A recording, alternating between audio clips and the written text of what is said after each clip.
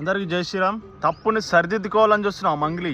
Media ముందుకు వచ్చి ఏడుచుకుంటా నా ఫ్యామిలీ ఉంది, నా అయ్య ఉన్నది, నా అమ్మ ఉంది, అందరూ పేరు బదనాం అవుతా అని చెప్పేసి తప్పు పుచ్చుకుంటున్నావా?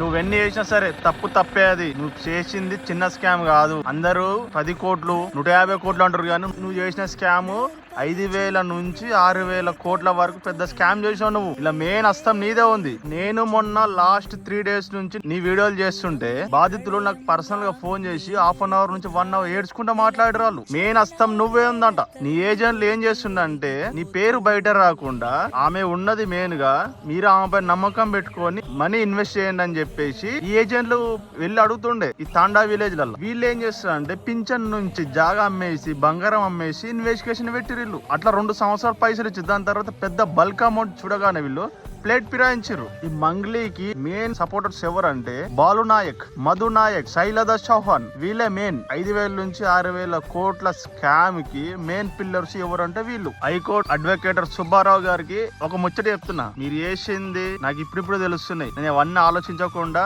జస్ట్ ఆమె మాట్లాడిన విధానానికి నేను సపోర్ట్ చేసిన అంతే ఈ 3-4 days. కానీ ఇప్పుడు నిజాలు తెలుస్తున్నాయి. వి విత్ యూ. నీ వెనకాల చాలా మంది బాధితులు ఉన్నారు. మీరు భయపడకండి. వాళ్ళు ఎన్ని కుట్రలు చేసినా సరే గానీ లాస్ట్ గెలిచేది మాత్రం ధర్మం ఒక్కటే. గట్టిగా పోరాడండి మీరు కోర్టులో, మీకు అందరి ఆశీస్సులు ఉంటాయి. స్టార్టింగ్ రోజు ఏమో మంగ్లీ నాకు ఎలాంటి అస్సం లేదు ఈ స్కామ్ లో అని చెప్పేసి అన్నది. నా పేరు చెప్పుకొని పైసలు వసూలు చేసిర్రో వాళ్ళ మీద, మధు నాయక్ మీద, హేమకాంత్ రెడ్డి మీద, సుబ్బారావు గారి మీద, అందరి మీద వేసామండి మేము.